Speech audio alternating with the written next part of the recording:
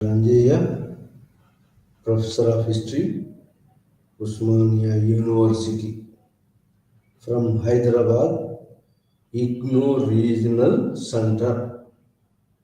ఈరోజు మన లైవ్ ఛానల్లో BHIC 133 book history of India from 1206 to 1707 ఆ బుక్లో నుంచి unit number 11 rural society. Unit number 11 rural society నుంచి మనం ఈరోజు లైవ్ ఛానల్లో డిస్కస్ చేయబోతున్నాం.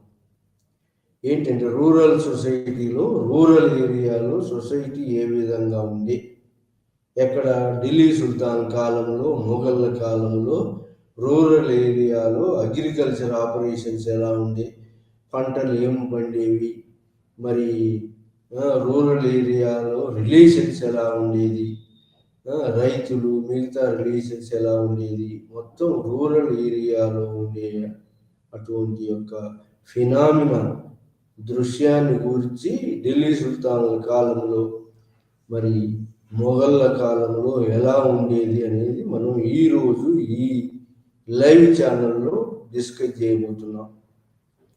మనం మొట్టమొదట ఢిల్లీ సుల్తాన్ కాలంలో మరి రూరల్ ఏరియాలో ఎలా ఉండే, అగ్రికల్చర్ మెయిన్ సోర్స్, మన ఏదైనా అగ్రికల్చర్ మెయిన్ సోర్స్ రూరల్ ఏరియాలో. అగ్రికల్చర్ ఢిల్లీ సుల్తాన్ కాలంలో అగ్రికల్చర్ చేయడానికి చాలా ల్యాండ్ ఉండేది, పాపులేషన్ బాగా తక్కువ, 1200 ఆ ప్రాంతంలో, 1200 to 1526, అది ఢిల్లీ సుల్తాన్ల పీరియడ్. ఈ పీరియడ్లో పాపులేషన్ తక్కువగా ఉండేది, ల్యాండ్ రీసోర్సెస్ ఎక్కువగా ఉండేది.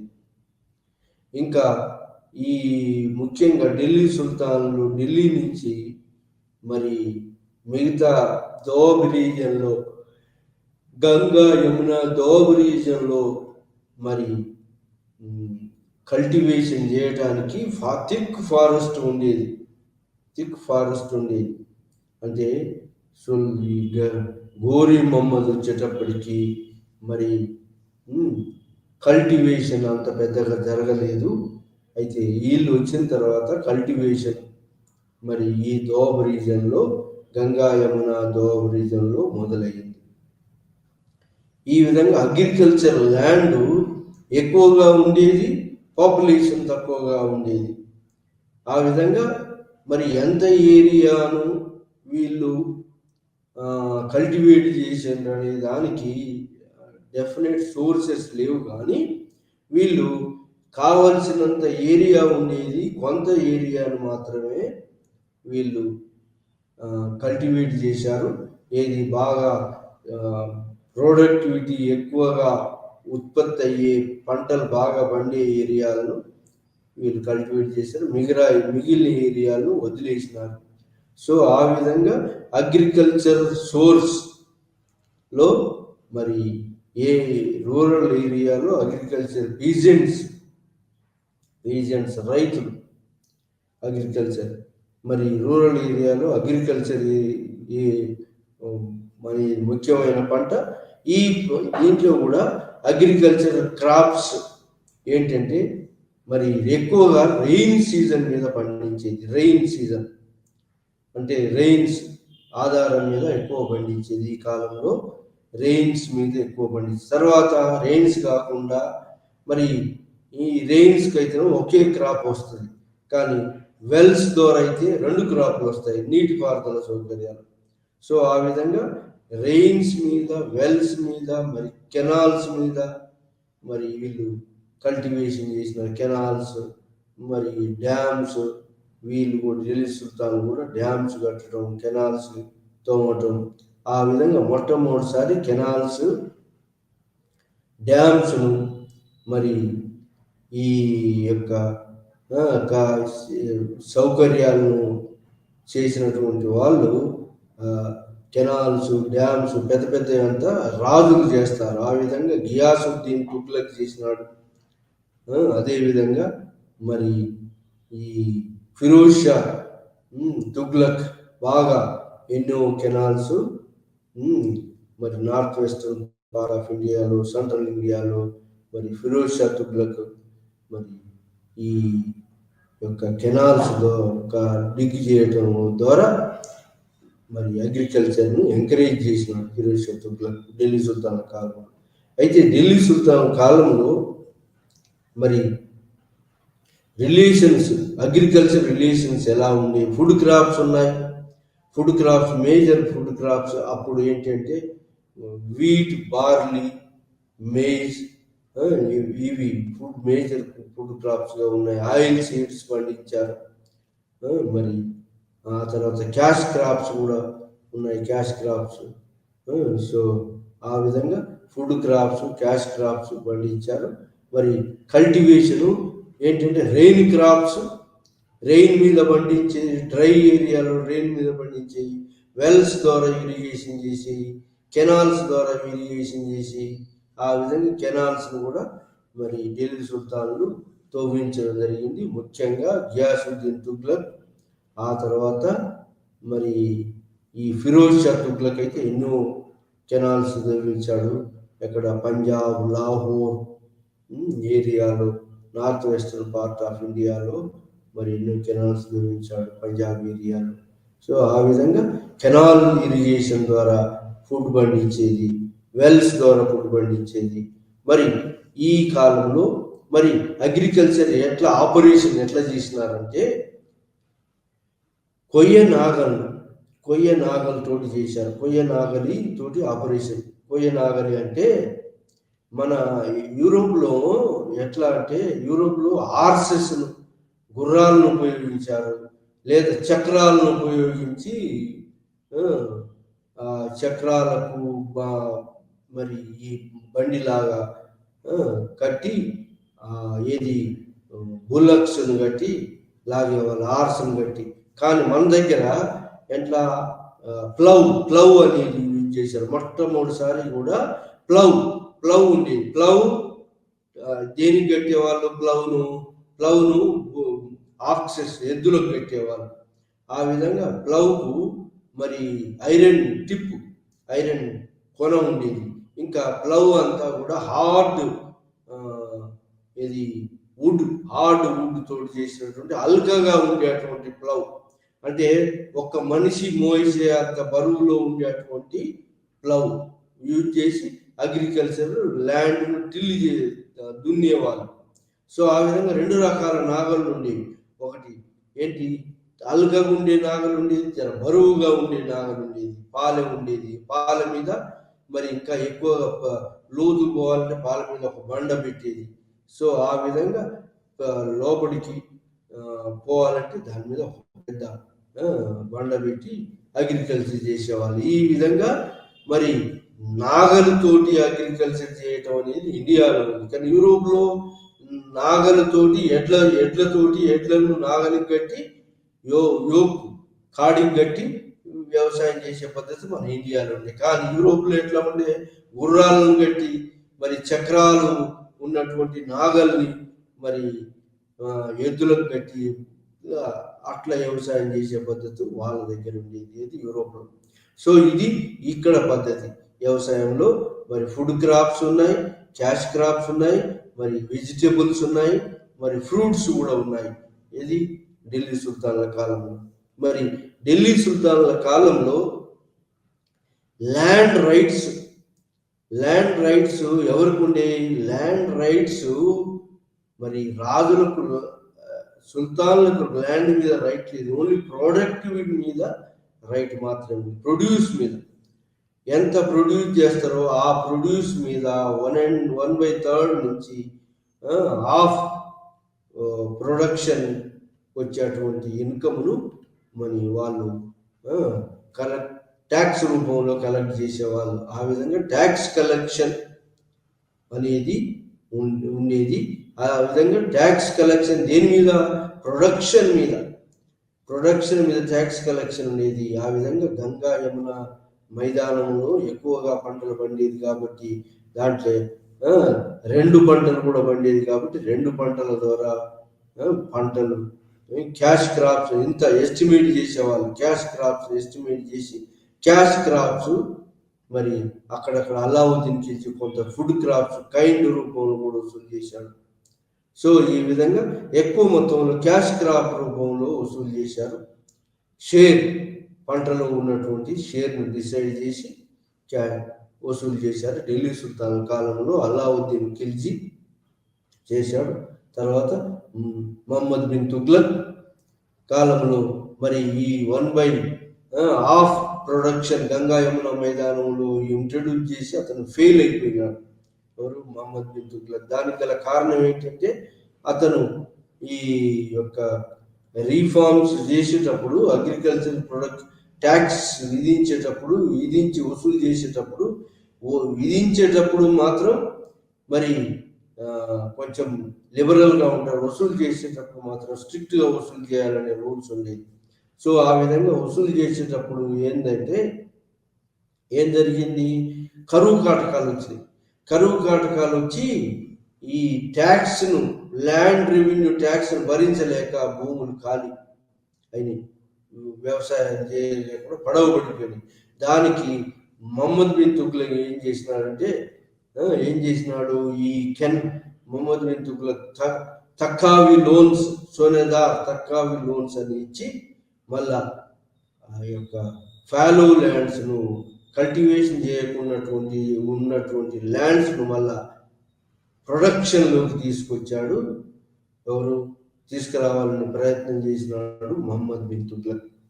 ఆ విధంగా మరి ల్యాండ్ రైట్స్ మరి ఈ వీళ్ళ కాలంలో, ఢిల్లీ సుల్తాన్ల కాలంలో ఈ ఆఫీసర్స్, జాగీర్దార్స్ అనే వాళ్ళు ట్రాన్స్ఫరబుల్ రెవెన్యూ అసైన్మెంట్స్ ఇచ్చేది. ఎవ్రీ 3 years 4 years ఈ ఇక్తాదారులు అనేవాళ్ళు ట్రాన్స్ఫర్ అయ్యేవాళ్ళు. ఇక్తాదార్ మొత్తం ఢిల్లీ సుల్తానేట్ ఏరియాను ఇక్తాలుగా విభజించారు. ఇక్తాల మీద ఇక్తాదారు. వీళ్ళు రెవెన్యూ కలెక్షన్, దివానీ రైట్స్, మరి law and order, police rights, ఈ 3 రైట్స్ ఉండేది. అయితే మరి సపరేట్ డిపార్ట్మెంట్ దివానీ రైట్స్కు ఆర్ రెవెన్యూ డిపార్ట్మెంట్ అనేది సపరేట్గా ఉండేది మరి ఢిల్లీ సుల్తాన్ల కాలంలో. ఆ విధంగా మరి ఈ ఇక్తాదారులు civil and police administration, supervision administration అనేది వాళ్ళు చేసేది. ఇక్తా అంటే ప్రావిన్షియల్ గవర్నర్స్ అంటారు వాళ్ళని. సో ఆ విధంగా మరి ల్యాండ్ను వీళ్ళు రెవెన్యూ అసైన్మెంట్స్ వాళ్ళకి లీవ్ ఆఫ్ కలెక్షన్ కోసం రెవెన్యూ అసైన్మెంట్స్ ఇచ్చేది. అవి రెవెన్యూ అసైన్మెంట్స్ను ఈ ట్రాన్స్ఫరబుల్గా అలావుద్దీన్ ఖిల్జీ పీరియడ్లో అయితేంది, మహమ్మద్ బిన్ తుగ్లక్ పీరియడ్లో ట్రాన్స్ఫర్ ఉండే. కానీ ఫిరోజ్ షా తుగ్లక్ వచ్చిన తర్వాత ఈ జాగీర్దారులను హెరిడిటరీ రైట్స్ ఇచ్చినాడు, వారసత్వ హక్కులు ఇచ్చినాడు. ఆ విధంగా వాళ్ళు భూస్వాములుగా, జమీందారుగా సెటిల్ కావడం జరిగింది. ఇది ఢిల్లీ సుల్తాన్ కాలంలో, ఫిరోజ్ షా తుగ్లక్ కాలంలో నుంచి వీళ్ళే జాగీర్దారులే జమీందారులుగా, ల్యాండ్ మీద రైట్స్ ఉన్నటువంటి జమీందారులుగా మారారు. అది ఢిల్లీ సుల్తాన్ల కాలంలో జరిగేటువంటి యొక్క మరి రూరల్ సొసైటీలో మరి ఢిల్లీ సుల్తాన్ కాలంలో వసూలు చేసేటువంటి కలెక్షన్ ఆఫీసర్స్ ఎవరంటే వీళ్ళు రూలర్స్ అయినప్పటికీ ఈ అప్పర్ లెవెల్లో మాత్రమే వాళ్ళు చేంజెస్ ఇంట్రడ్యూస్ చేసినారు. మరి లోయర్ లెవెల్లో ఎంత ముందున్నటువంటి సిస్టాన్ని, రెవెన్యూ సిస్టాన్ని కొనసాగించారు. ఢిల్లీ సుల్తాన్ల కాలంలో కానీ, మొఘళ్ళ కాలంలో కానీ లోయర్ లెవెల్లో ఇంత ముందున్న రెవెన్యూ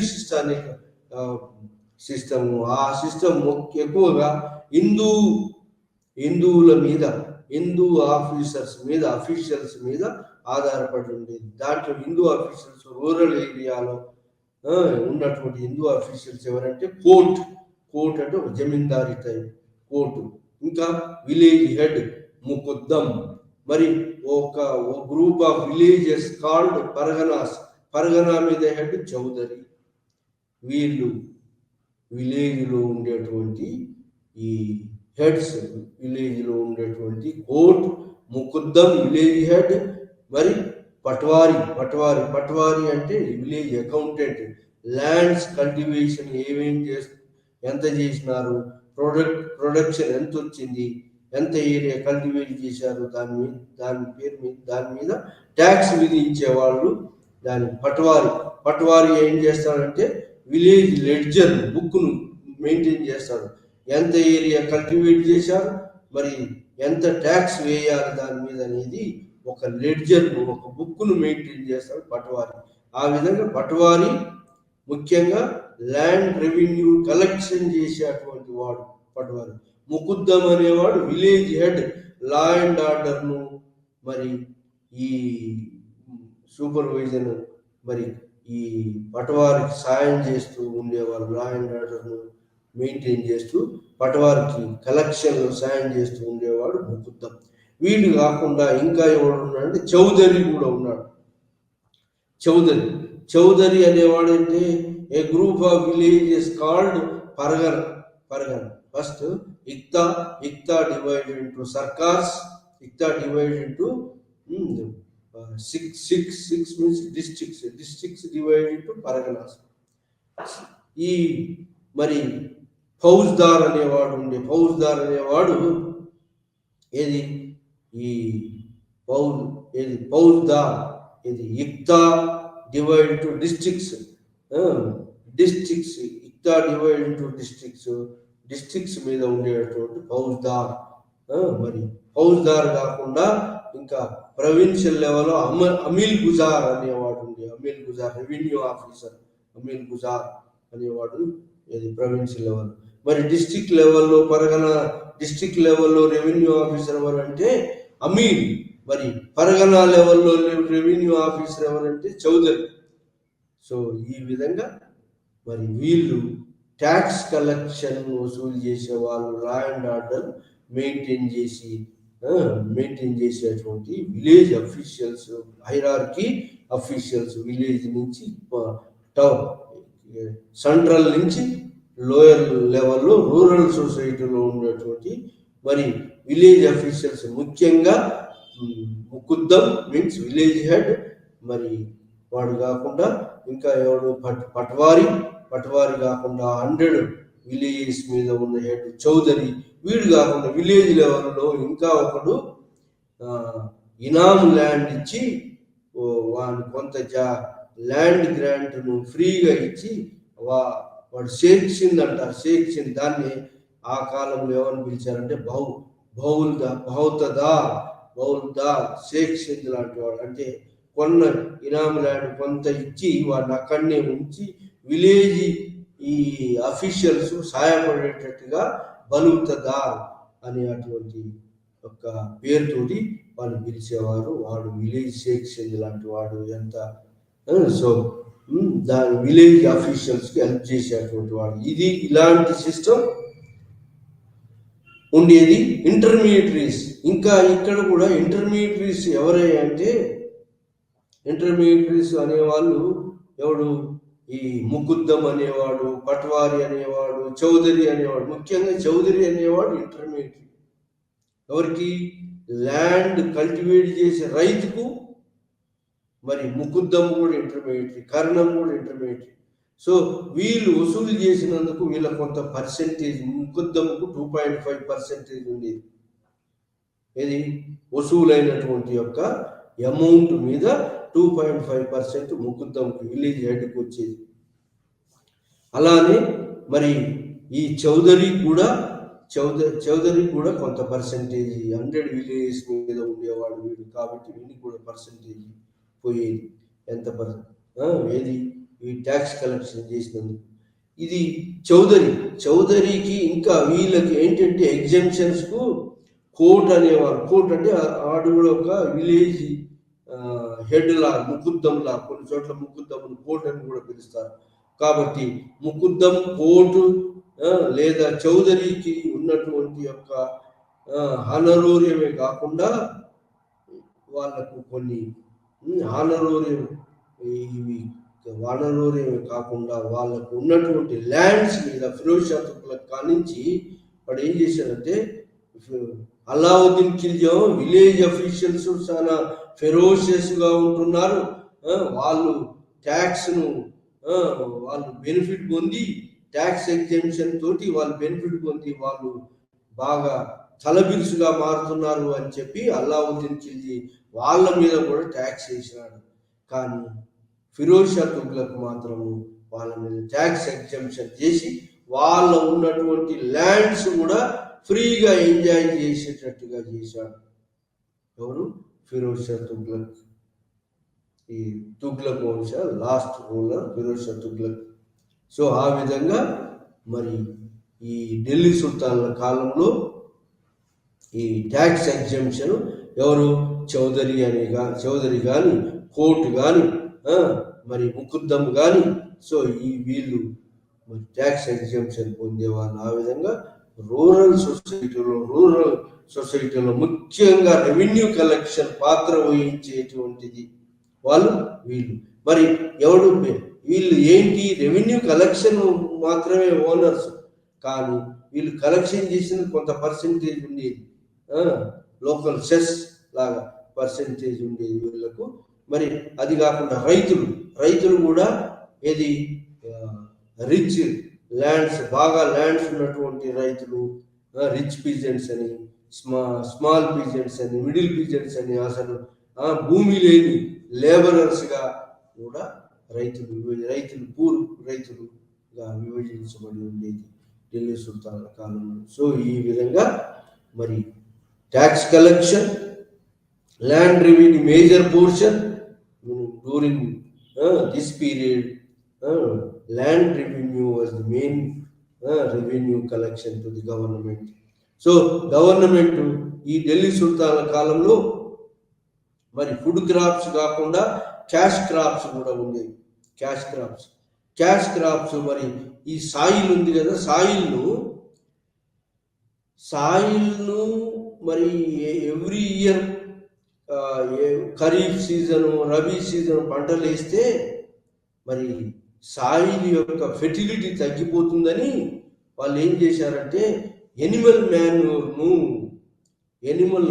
గుంపులుగా మ్యాన్యూర్ను 4-5 రోజులు ఒకే పొలంలో ఎనిమల్ కనుక పెట్టిస్తే, ఏది షీప్స్, గోట్స్, క్యాటిల్ను ఇవి పెట్టిస్తే మళ్ళా ల్యాండ్ ఫెర్టిలిటీ పెరిగి ప్రొడక్షన్ ఎక్కువగా వస్తుందని చెప్పి ఈ అరేంజ్మెంట్. ఇది ల్యాండ్ నేచురల్ ఉన్నటువంటి ఒక విటమిన్స్, ప్రోటీన్స్, ల్యాండ్లో ఉన్న ప్రోటీన్స్ ఎగ్జాస్ట్ అయినప్పుడు 2 క్రాప్స్ ద్వారా ఎగ్జాస్ట్ అయితే అని చెప్పి ఈ విధంగా మరి ఇది క్యాటిల్, షీప్స్, మందలు పెట్టించేవాళ్ళు. సో ఆ విధంగా ల్యాండ్ను మళ్ళీ ప్రొడక్టివిటీ పెంచే విధంగా ఇది ఎనిమల్ మాన్యూర్ను యూజ్ చేసి తయారు చేసేవాళ్ళు మళ్ళీ. అయితే నేచురల్గా ల్యాండ్కు మరి ఫాలో కొద్ది కాలం దాన్ని వదిలేసినాం అనుకోండి, పంట పండి అనుకుంటా, అది కూడా దానంతరం అది దాన్ని రీగెయిన్ అవుతుంది. ఫెర్టిలిటీస్, సాయిల్ ఫెర్టిలిటీని అది ఇంక్రీజ్ అవుతుంది. ఆ విధంగా ల్యాండ్ ఫెర్టిలిటీని ఇంక్రీజ్ చేసే పద్ధతుల ద్వారా ఫుడ్ క్రాప్స్, మరి క్యాష్ క్రాప్స్, ఫుడ్ క్రాప్స్కు మరి ఫుడ్ క్రాప్స్లో నుంచి వీట్, బార్లీ, రాయి ఇవన్నీ కాకుండా రైస్ కల్టివేషన్ కూడా ఉండేది. ఆ తర్వాత ఇంకా ఏంటంటే cultivation of sugar cane double. Kharif కాలంలో అంటే వానాకాలం పంట, రబీ అంటే యాసింగి పంట. ఖరీఫ్ రబీలో కూడా పండించే వాళ్ళు ఇది షుగర్ కేన్. ఎందుకంటే వాటర్ సోర్సెస్ ఉన్న కాడ ఖరీఫ్ పంట రెయిన్ సోర్స్ మీద పండించేది. రబీ పంటను ఎక్కువగా వాటర్ సోర్స్ అంటే వెల్స్ ద్వారా, మరి కెనాల్స్ ద్వారా, మరి డ్యామ్స్ ద్వారా, మరి ఈ విధంగా వాటర్స్ బయటికి పంపింగ్ చేయడం ద్వారా. పంపింగ్ చేసే పద్ధతి కూడా 3-4 పద్ధతులు ఉండే. పంపింగ్ చేసే పద్ధతి 3-4 పద్ధతులు ఏంటంటే పంపింగ్ చేసే పద్ధతి మొట్టమొదటి బకెన్ తోటి బయటికి పోయటం, అది కొంత కొంత ఏరియాని అది పారిస్తుంది. తర్వాత అట్లా కాకుండా ఎనిమల్ సాయంతో పెద్ద బకెట్ను తోటి ఎనిమల్ సాయంతో మోటార్ లాగా మోటార్ కొట్టడం అనేది ఒకటి. ఆ పద్ధతి ద్వారా ఎక్కువ భూమిని రబీలో కల్టివేట్ చేయడానికి పనికి వస్తుంది, యూజ్ఫుల్ అవుతుంది. ఆ విధంగా అది కాకుండా ఇంకా పెద్ద మొత్తంలో పర్షియన్ వీల్ ద్వారా ఇంకా పెద్ద మొత్తంలో ఎక్కువ మొత్తంలో కల్టివేట్ చేయడానికి యూజ్ చేసేవాళ్ళు. పర్షియన్ వీల్ లేదా మోటారు. ఇది ఒక పోలు కట్టి, పోలు కూడా ఇంకో పద్ధతి ఏంటంటే ఒక పోలు కడతారు. ఒక పోలుకు ఒకవైపు బకెట్ ఉంటుంది, ఇంకొక వైపు ఆ బకెట్తో సమానం ఉన్నటువంటి వెయిట్ కూడా ఉంటుంది. సో అయితే ఈ పోల్ను ఒకడు ఆపరేషన్ చేస్తుంటాడు. ఎట్లా ఆ పోల్ను బకెట్ ముంచడానికి పైకి లేపుతాడు. ఆ పోలు ఒక పోలు బంధించబడుతుంది ఒక అడ్డంకరతో బంధిస్తే ఆ అడ్డంకర ఒకవైపు బకెట్ ఉంటుంది, ఇంకోవైపు బకెట్ సమానమైనటువంటి వెయిట్ ఉంటుంది, వెయిట్ రాళ్ళు ఉంటాయి. సో వీడు ఈ చివరన ఒక బకెట్ ఉంటే ఆ చివరి నుంచి వెయిట్ తోటి వాడు బయట లేపుతాడు, బకెట్ నీరు నింపుతాడు, నింపి మళ్ళీ పొలాల్లోకి పోస్తాడు. సో ఇలాంటి పద్ధతి లిఫ్టింగ్ ది వాటర్ 4-5 తీర్ల లిఫ్టింగ్, ఎనిమల్ సాయంతో, మనిషితోటి ఒక్క బకెట్ ఒక తాడుతోటి రోపుతోటి ఉంచేది, లేదా ఒక పోలు కట్టి అడ్డంకర్ర కట్టి మరి ఇటు బకెట్ ఇటువైపు రాళ్ళు పెట్టి మళ్ళీ అట్లా లిఫ్టింగ్ చేసే పద్ధతి. ఇంకా అది కాకుండా బులక్స్ తోటి, ఎద్దులతోటి, ఆక్షన్ తోటి, మరి పెద్ద బొక్కెలతోటి ఆ మోటార్ కొట్టే పద్ధతి ద్వారా. సో అది కాకుండా ఇంకా పర్షియన్ వీల్ అనేది కుండలు కడతారు. వీల్ గుండ్రగా తిరుగుతుంటాయి, ఆ కుండలు నిండుతుంటాయి, దాంతో కుండలు నిండుతుంటాయి, మరి వెళ్తుంటాయి. ఆ విధంగా పర్షియన్ వీల్ అనేది కూడా యూజ్ చేశారు. సో ఈ విధంగా 4-5 మెథడ్స్ తోటి ఇరిగేషన్ సిస్టమ్ ఢిల్లీ సుల్తాన్ల కాలంలో కొనసాగింది. మరి మొఘళ్ళ కాలం అంటే 17th century, 16th and 17th century, 18th century, మరి ఇది మొఘళ్ళ పీరియడ్. మరి ఢిల్లీ సుల్తాన్ల కాలం అంటే 14th సెంచరీ ఢిల్లీ సుల్తాన్ల కాలం, 14th century, 15th century beginning లో, ఎర్లీ పీరియడ్ ఆఫ్ 1526 దాకా వాళ్ళు ఢిల్లీ సుల్తాన్. మరి మొఘళ్ళ కాలం 1526 to 1526 నుంచి అప్ టు 18th సెంచరీ దాకా, 18th సెంచరీ దాకా ఉన్నటువంటిది మొఘల్ పీరియడ్. సో ఆ విధంగా మొఘల్ పీరియడ్ లో మరి రూరల్ సొసైటీ ఏ విధంగా ఉంది, మొఘల్ పీరియడ్ లో కూడా agriculture more land brought under cultivation. అంటే ఢిల్లీ సుల్తాన్లతో పోలిస్తే ఎక్కువ అగ్రికల్చర్ ల్యాండ్ను సాగులోకి తీసుకొచ్చారు మొఘళ్ళ కాలంలో. ఢిల్లీ సుల్తాన్ల కన్నా ఎక్కువగా డబుల్ ల్యాండ్ సాగులోకి తీసుకొచ్చారు. ఆ విధంగా ల్యాండ్ ఎక్కువగా సాగులోకి తీసుకొచ్చి ఫుడ్ క్రాప్స్ సాగులోకి తీసుకొచ్చారు. మరి క్రాప్స్ కూడా వివిధ రకాల క్రాప్స్ ప్రొడ్యూస్ చేశారు మొఘళ్ళ కాలంలో. ఒకటి ఫుడ్ క్రాప్స్, వాటిని క్రాప్స్ వెరైటీ క్రాప్స్ గా డివైడ్ చేసి ఫుడ్ క్రాప్స్, మరి cash crops, vegetables and fruits, ఈ విధంగా డివిజన్ చేశారు క్రాప్స్ మొఘళ్ళ కాలంలో. Food crops wheat, barley, rice, ఇవన్నీ ఫుడ్ క్రాప్స్. మరి క్యాష్ క్రాప్స్ అంటే కాటన్, మన దగ్గర ఉండేది క్యాష్ క్రాప్. తర్వాత కాటన్ కాకుండా మరి మన దగ్గర క్యాష్ క్రాప్ ఏంటంటే మరి మొఘళ్ళ కాలంలో టొబాకో వచ్చింది. Cash crop, cotton, tobacco. So ఈ 14th సెంచరీ 15th సెంచరీలో సిల్క్ కూడా క్యాష్ క్రాప్, ఇండిగో నీలిమందు కూడా క్యాష్ క్రాప్గా మారింది. సో ఈ విధంగా cash crops, food crops 2 divisions ఉన్నాయి. ఇవి కాకుండా మరి వెజిటబుల్స్ ఈ కాలంలో ఏంటి అంటే వెజిటబుల్స్ అండ్ ఫ్రూట్స్ మీ రకరకాల మనకి ఇండియా వాళ్ళకి తెలియనటువంటి యొక్క ఫ్రూట్స్ను కొన్ని యూరోపియన్స్ వాళ్ళు బ్రెజిల్ నుంచి మరి అవుట్ సైడ్ నుంచి ఇక్కడికి ఈ కాలంలో తెప్పించడం జరిగింది ఇది ఫ్రూట్స్. సో ఆ విధంగా మరి షుగర్ కేన్ యూజ్ చేసి ఢిల్లీ సుల్తాన్ల కాలంలో అది రబీ పంట sugar cane kharif and rabi పంట 2 సార్లు వస్తుంది.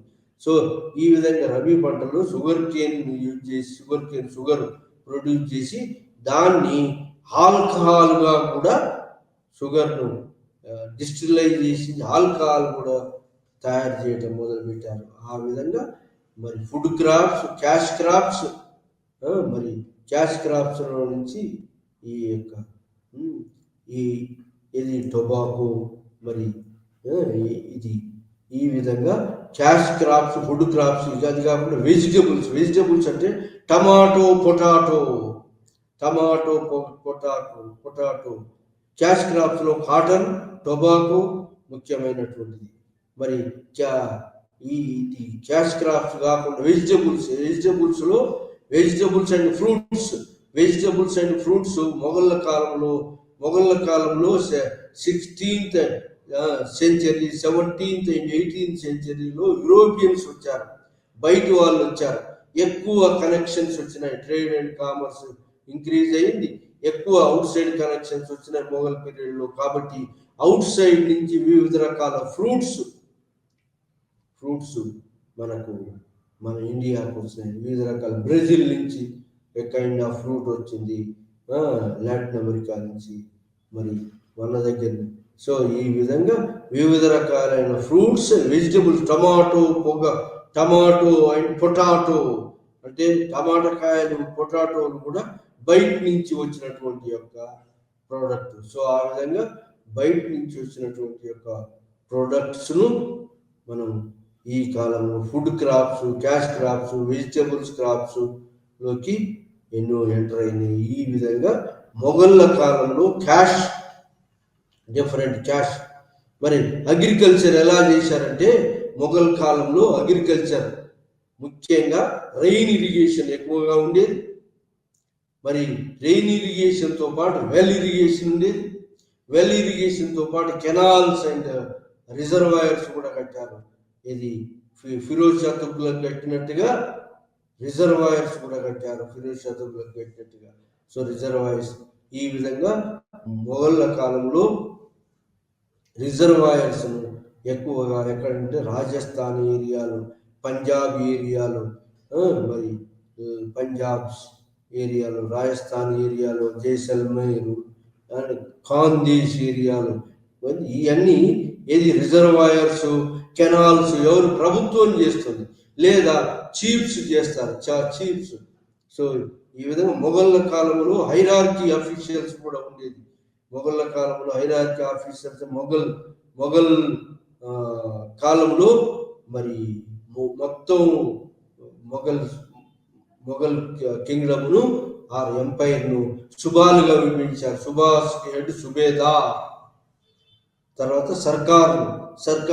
సర్కార్స్ హెడ్ మరి సివిల్ హెడ్ క్రిమినల్ హెడ్ ఉండేవాడు సర్కార్ మీద. మరి అదేవిధంగా మరి ఇది సర్కార్ divided to Parganas divided into small villages. A group of villages formed into Pargana. A group of Parganas formed into Sarkar. A group of Sarkars formed into Suba. ఆ విధంగా అలా మొఘళ్ళ కాలంలో అక్బర్ కాలంలో 15 సుబాలుగా ఉండి ఔరంగజేబ్ కాలంలో దక్కన్ సుబా వచ్చి ఒకటి ఆడింది.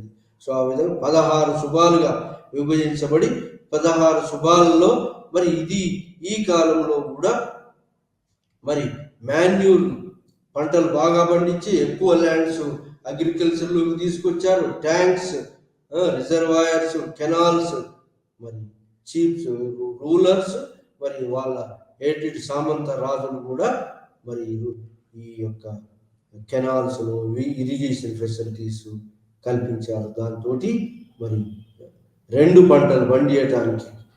సో ఇది రెయిన్ సోర్సెస్ అయితే ఒకటే పంట ఖరీఫ్ పంట పండుతుంది, కానీ రబీ పంట పండదు. కాబట్టి రబీ ఖరీఫ్ అనే పంటలు 2 పంటల ద్వారా మొఘళ్ళ కాలంలో పంటలు బాగా పండి విస్తారంగా పంటలు బాగా పండి.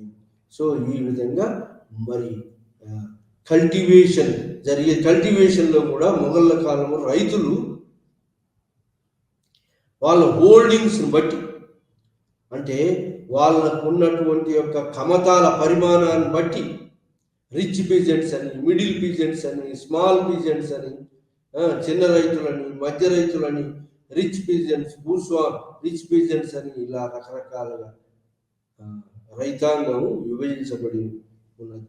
సో ఆ విధంగా మరి వివిధ రకాల ల్యాండ్ ముఖ్యమైనటువంటి ట్యాక్స్ మొఘళ్ళ కాలంలో కానీ మరి ఢిల్లీ సుల్తాన్ల కాలం ల్యాండ్ రెవెన్యూ ట్యాక్స్ ముఖ్యమైనది. Land revenue tax in the form of production మీద ట్యాక్స్. రాజు ఓనర్ కాదు, జమీందారు ఓనర్ కాదు. జమీందారు మొఘళ్ళ కాలంలో జాగీర్దారులు, జమీందారులు ఇద్దరు ఉండేవాళ్ళు. మొఘళ్ళ కాలంలో బాగా పంటలు బాగా పండినాయి. ఫుడ్ క్రాప్స్ వచ్చినాయి. ఫుడ్ క్రాప్స్, క్యాష్ క్రాప్స్ వచ్చినాయి. ఇండిగో వచ్చింది, నీలిమందు, ఇండిగో, తర్వాత సిల్క్ కూడా వచ్చింది.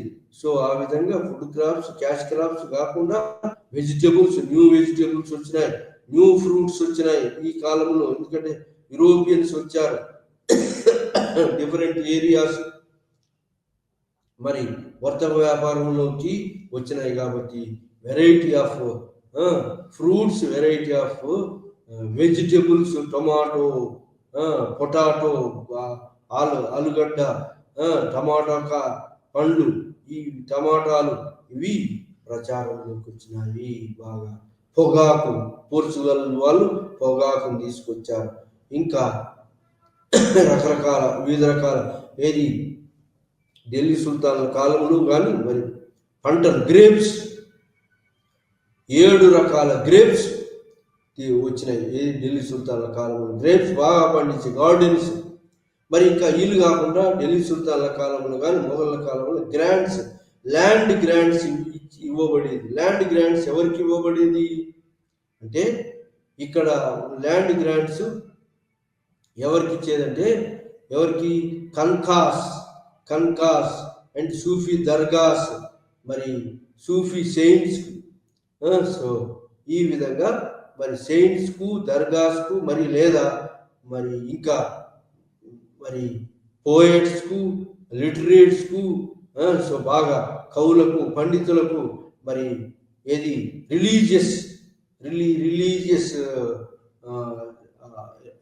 రిలీజియన్ ఉన్నటువంటి యొక్క రిలీజియస్ ప్లేసెస్కు కూడా మరి ల్యాండ్ గ్రాంట్స్ ఇచ్చేది.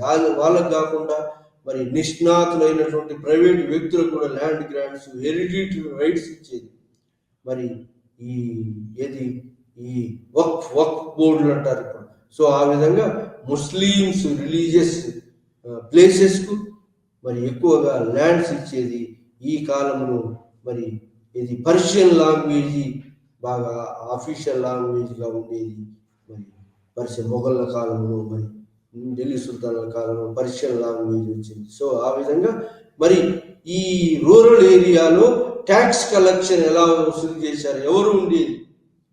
జాగీర్దారులు, జమీందారులు. ఇక్కడ జాగీర్దారులు అంటే రెవెన్యూ అసైన్మెంట్స్ ఇస్తారు, వీళ్ళు పరిపాలకులుగా ఉంటారు. జాగీర్దారు transferable from one place to another place. ఒకదాని నుంచి ఒక ప్లేస్ జాగీర్దారు ట్రాన్స్ఫర్ అవుతుంటే వానికి జాగీర్దారుకు ఓన్లీ రెవెన్యూ అసైన్మెంట్స్ ఇస్తారు. రెవెన్యూ అసైన్మెంట్స్ ఫుడ్ ప్రొడక్షన్ మీద కలెక్ట్ చేసుకుంటాడు వాడు జాగీర్దారు. జమీందారులు వేరు. మళ్ళా జమీందారులు 3 types ఆఫ్ జమీందారులు మొత్తం ల్యాండ్స్ హెరిడిటరీగా ఉన్నటువంటి సొంతంగా అనుభవించే అటువంటి జమీందారులు, ల్యాండ్ రెవెన్యూ కలెక్షన్ చేసే జమీందారు, చౌదరిని జమీందారులుగా మారారు. పరగన రెవెన్యూ ఆఫీసర్స్, అమీల్స్, ఇలాంటి వాళ్ళు జమీందారులుగా మారారు. సో పరగణ లెవెల్ రెవెన్యూ ఆఫీసర్స్ జమీందారులుగా మారారు. సో ఆ విధంగా మరి విలేజ్ లెవెల్లో మొఘళ్ళ కాలంలో కూడా ట్యాక్స్ కలెక్షన్ చేయడానికి ముఖ్యమైనటువంటి వాళ్ళు ఎవరయ్యా అంటే విలేజ్ కమ్యూనిటీ. విలేజ్ కమ్యూనిటీ అంటే విలేజ్ కమ్యూనిటీలో ఎవరెవరు ఉండేవాళ్ళంటే విలేజ్ కమ్యూనిటీలో కోర్ట్ అనేవాడు విలేజ్ హెడ్, లేదా ముకుద్దం అనేవాడు విలేజ్ హెడ్. వాడికి 2.5% రెవెన్యూ కలెక్షన్ చేసిందంటే పర్సంటేజ్ పోతుంది. ఇది ముకుద్దం court law and order maintain చేస్తాడు. ఆడు కాకుండా పటవారి ఉంటాడు. పటవారి విలేజ్ ల్యాండ్స్ ఎంత ల్యాండ్ కల్టివేట్ చేస్తుంది, ఎంత ట్యాక్స్ వసూలు చేస్తుంది అనేది లెడ్జర్లో బుక్లో మరి ఒక బుక్ను మెయింటైన్ చేస్తుంది. దాంట్లో రాసేవాడు రైతు పేరు, ఎంత ల్యాండ్ కల్టివేట్ చేస్తుంది, ఎంత ట్యాక్స్ కడుతుంది, ఎంత ప్రొడక్షన్ వస్తుంది, ఇవన్నీ కూడా పటవారు చూసుకుంటారు. పటవారి సహాయకంగా కొంత ఇది ఈ ఇనాము ల్యాండ్ ఇచ్చి ఇది బలుతదారు లేదా ఏమంటారు షేక్ సింధు లాంటి వాళ్ళు సాయం చేసేవాళ్ళు. వీళ్ళు కాకుండా చౌదరీలు 100 విలేజెస్ మీద ఉన్నటువంటి వాడు చౌదరీలు వీళ్ళే జమీందారులుగా మారారు. తర్వాత కాలం జమీందారులు జమీందారులు. అయితే జమీందారుకు జాగీర్దారుకు తేడా ఏంటి అంటే జాగీర్దార్ వాజ్ ట్రాన్స్ఫరబుల్. జమీందార్ ఆ ల్యాండ్ అంటిపెట్టుకొని ఉంటాడు. ఎట్లా పర్మనెంట్ రైట్ ఉన్నటువంటి జమీందారులు ఉన్నారు, ట్యాక్స్ కలెక్షన్ చేసేటువంటి వాళ్ళు ఉన్నారు జమీందారులు. మరి ఏ హక్కు లేకుండా ఓన్లీ ట్యాక్స్ కలెక్షన్ హక్కు ఉన్నటువంటి వాళ్ళు కూడా ఉన్నారు. సో ఈ విధంగా మరి జమీందారులు 3 రకాల జమీందారులు ఉన్నారు. అందులో మరి హెరిడిటరీ రైట్ ఉన్నటువంటి వాళ్ళు మరి ట్యాక్స్ కలెక్షన్ చేసే వాళ్ళు కూడా ట్యాక్స్ ఎక్కువగా విధించి కలెక్షన్ చేస్తే భూములని పడవబడిపోయి వాళ్ళకి వచ్చే అటువంటి షేర్ వాళ్ళకు రాదు. సో ఆ విధంగా జమీందారు షేర్ మాత్రం తీసుకొని వాళ్ళు భూములు పడవబడకుండా చూసేటువంటి వాళ్ళు, రైతులతో సంబంధాలు కలిగి ఉన్నటువంటి వాళ్ళు జమీందారులకు జాగీర్దారులకు కొట్లాట వస్తే మరి కాన్ఫ్లిక్ట్ మొదలైతే జమీందారులు రైతుల వైపు, రైతులంతా కూడా విలేజ్ ప్రజలంతా కూడా జమీందారుల వైపు ఉండేవాళ్ళు, జాగీర్దారుల వైపు ఉండేవాళ్ళు కాదు. సో ఈ విధంగా జాగీర్దారులకు అగెనిస్ట్గా జమీందారులకు రూరల్ పాపులేషన్ ఇంటిమేషన్ ఉండేది కాబట్టి రూరల్ పాపులేషన్ అంతా సపోర్ట్ చేసేవాళ్ళు జమీందారులు, కానీ జాగీర్దారులకు సపోర్ట్ చేసేవాళ్ళు కాదు. వాళ్ళకు కొద్ది కనెక్షన్ తక్కువగా ఉండేది విలేజ్ తోటి, విలేజ్ పీజన్ రైతులతోటి. రైతులు కూడా వాళ్ళ యొక్క హోల్డింగ్స్ బట్టి అంటే భూ కమతాలను బట్టి వాళ్ళ డివిజన్ ఉండేది. రిచ్ పీజెంట్ అని, మిడిల్ పీజెంట్ అని, మరి లో పీజెంట్ అని, ల్యాండ్లెస్ లేబరర్స్ అని, ఈ విధంగా రైతులలో డివిజన్స్ ఉండేది. రిచ్ పీజెంట్ అని, మిడిల్ పీజెంట్ అని, స్మాల్ పీజెంట్ అని. సో ఆ విధంగా మరి పీజెంట్స్, మార్జినల్ ఫార్మర్స్ అని. సో ఈ విధంగా రకరకాల ఫార్మర్స్, విలేజ్ ఫార్మర్స్ డివిజన్గా ఉండేది. సో ఏదేమైతే మొఘళ్ళ కాలంలో మరి ఈ రూరల్ ఏరియాలో రూరల్ కమ్యూనిటీ వాళ్ళు రూరల్ కమ్యూనిటీ ట్యాక్స్ కలెక్షన్ కోసం ఉండేది. రూరల్ కమ్యూనిటీ అంటే ఈ రూరల్ కమ్యూనిటీని ఎక్స్ప్లైటేషన్ చేయడానికి అప్పర్ అఫీషియల్స్ యూజ్ చేసుకునే వాళ్ళు. ఆ విధంగా ఎక్స్ప్లైటేషన్ కొనసాగేది. రూరల్ కమ్యూనిటీ హెల్త్ తోటి అప్పర్ లెవెల్లో ఉన్నటువంటి రెవెన్యూ ఆఫీసర్ విలేజెస్ని ఎక్స్ప్లైట్ చేయడానికి ఉపయోగపడేది రూరల్ కమ్యూనిటీ. రూరల్ లెవెల్లో, విలేజ్ లెవెల్లో ఉన్నటువంటి అఫీషియల్స్ ద్వారా మరి రిచ్నెస్ను, క్రీమీ లేయర్ ఆఫ్ రిచ్ అంతా కూడా ఎక్స్ప్లైట్ చేసేవాళ్ళు upper officials of the Mughal period. Upper officials అంటే చౌదరి అనుకోవచ్చు, 100 విలేజ్ మీద లేదా ఒక పరగణ మీద ఉన్నటువంటి వాడు, ఫౌజ్దార్ అనుకోవచ్చు, అమీల్ అనుకోవచ్చు, సార్ అమీల్. సో ఈ విధంగా మరి ఇంకా సో ఇలాంటి యొక్క ఎక్స్ప్లైటేషన్ రూరల్ సొసైటీ మీద upper layers of the society, upper class భూస్వాములు, జాగీర్దారులు, జమీందారులు, భూస్వాములు వీళ్ళు ఈ యొక్క సొసైటీని ఎక్స్ప్లైట్ చేయడానికి ఈ రూరల్ ల్యాండ్ రిలేషన్స్ ఉన్నటువంటి యొక్క కలెక్టివ్ ఆఫీసర్స్ ద్వారా మరి ఎక్స్ప్లైటేషన్ జరిగేది. రూరల్ వెల్త్ ఎక్స్ప్లైటేషన్ జరిగేది. ఆ విధంగా మొఘళ్ళ కాలంలో కానీ ఢిల్లీ సుల్తాన్ల కాలంలో కానీ మరి రెవెన్యూ ట్యాక్స్ ఎక్కువగా ఉండేది. రెవెన్యూ ట్యాక్స్ ఎంత ఉండేదంటే 1/3 నుంచి 1/2. అదే హిందూ పీరియడ్లో ఎంత ఉండేదంటే 1/6 ఉండేది. పంటలో 6వ వంతు ఉండేది. కానీ మొఘళ్ళ కాలంలో ఢిల్లీ సుల్తాన్ల కాలంలో ఎంత అయిందంటే అది 1/3 నుంచి 1/2 దాకా కలెక్షన్, 1/2 ఆఫ్ ది ప్రొడ్యూస్ను కలెక్ట్ చేసుకున్నారు. సో ఈ విధంగా మరి అప్రెసివ్ ట్యాక్సెస్ ఉండేది. అయినప్పటికీ కూడా విలేజెస్ మరి ఈ రాజులు ఏర్పాటు చేసినటువంటి యొక్క రిలీఫ్ మెజర్స్ తోటి అనుకోండి, మరి తక్కువ లోన్స్, అట్లా లోన్స్ ఇచ్చి అగ్రికల్చర్ ఎంకరేజ్ చేయడం అనుకోండి. మరి అది కాకుండా మరి ఇలా మరి రూరల్ సొసైటీలో ఉన్నటువంటి వాళ్ళను ఎక్స్ప్లైట్ చేస్తూ ఉన్నటువంటి లోయర్ ఆఫీసర్స్ను ఎక్స్ప్లైట్ చేసి అప్పర్ ఆఫీసర్స్ అయినటువంటి మొఘల్స్ కానీ మరి హిందూ రాయాస్ అంటే విలేజ్ అటానమస్ చీఫ్స్. జమీందారులు 3 రకాలని చెప్పాను. ఒకటి హెరిడిటరీ రైట్ ఉన్నటువంటి జమీందారు, 2 ట్యాక్స్ కలెక్షన్ ఉన్నటువంటి జమీందారు, మరి కాకుండా అటానమస్ చీఫ్స్ ఆఫ్ జమీందారు.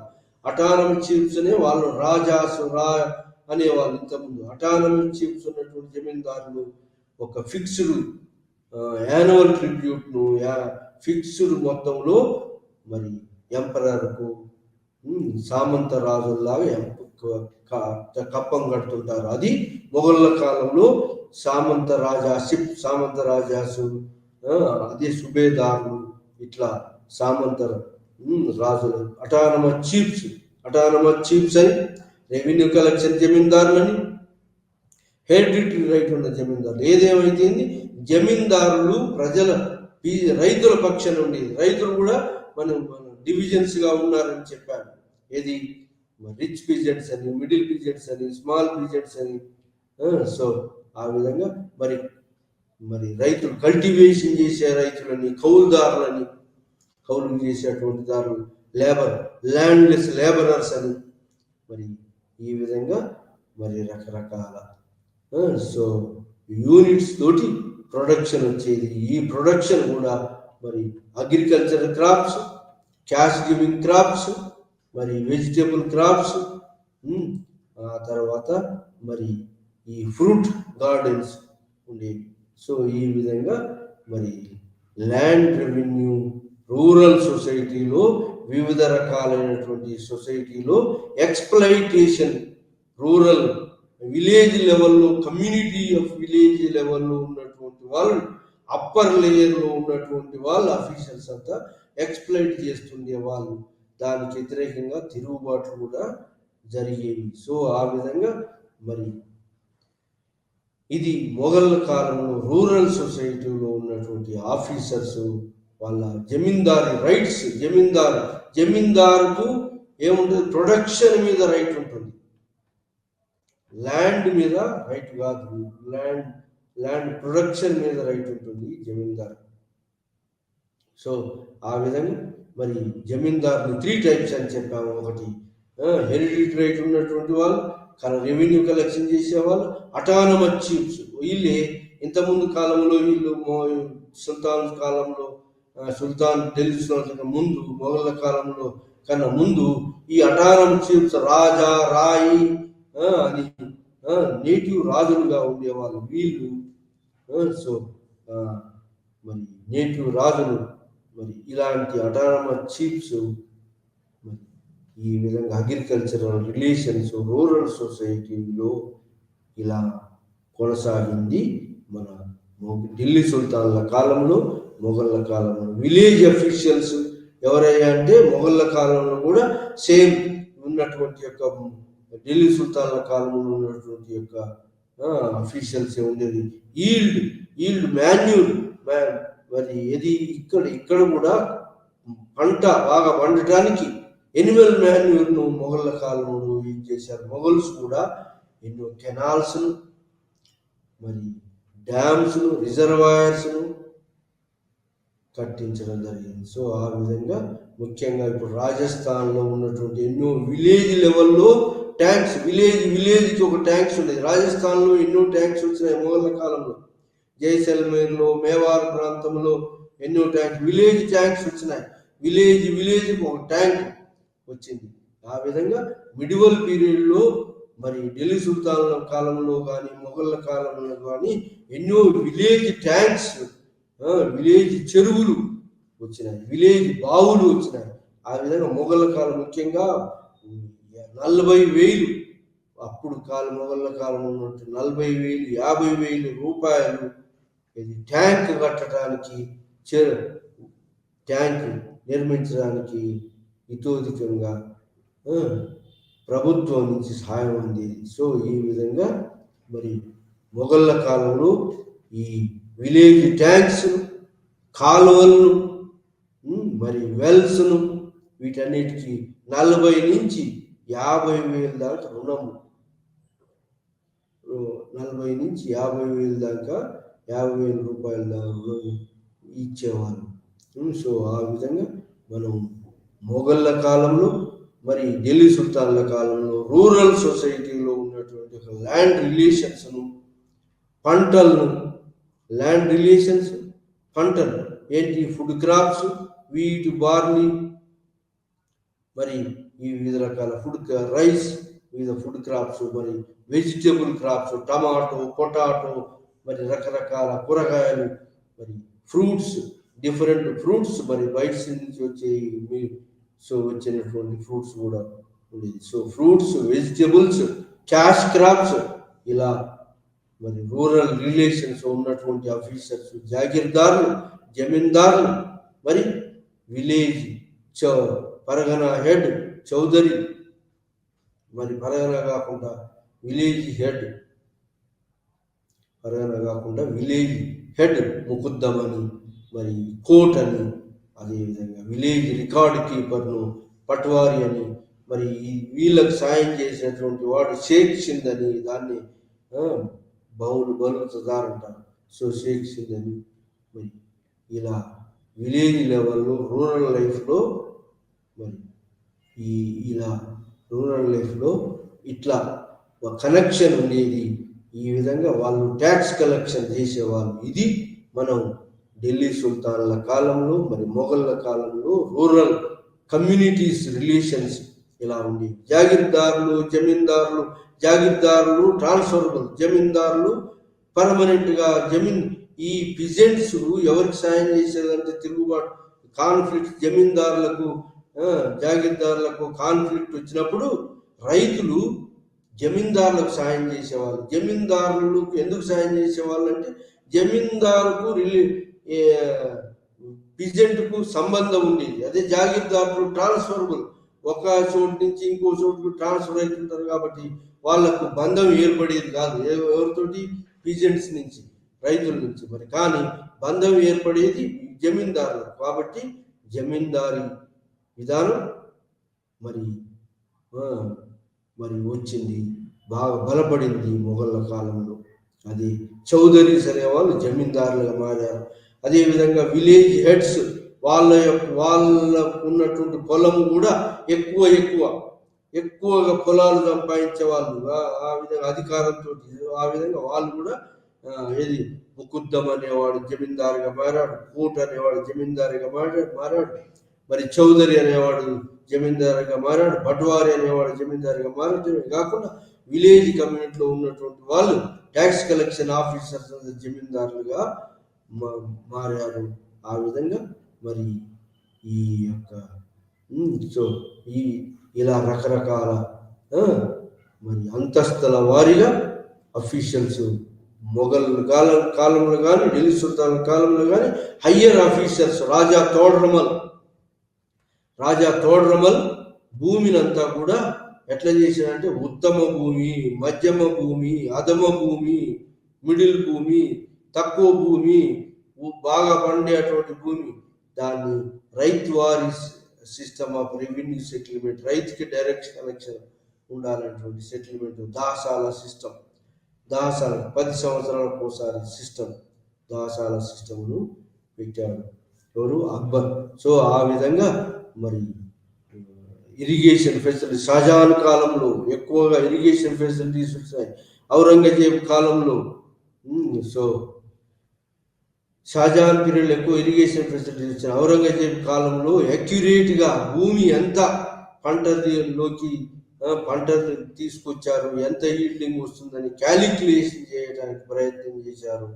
కానీ అప్పుడు ఈ యొక్క ఈ పరిస్థితి క్యాలిక్యులేట్ చేయడానికి ప్రయత్నం చేశారు, కానీ అదంతా సక్సెస్ఫుల్గా కాలేదు. కానీ మొత్తం మీద ఢిల్లీ సుల్తాన్ల కాలం పోలిస్తే చాలా ఎక్కువ మొత్తంలో double the rate of, triple the rate of ల్యాండ్ను కల్టివేట్ చేయగల, ఎక్కువ మొత్తం ల్యాండ్ను కల్టివేషన్లోకి తీసుకొచ్చారు.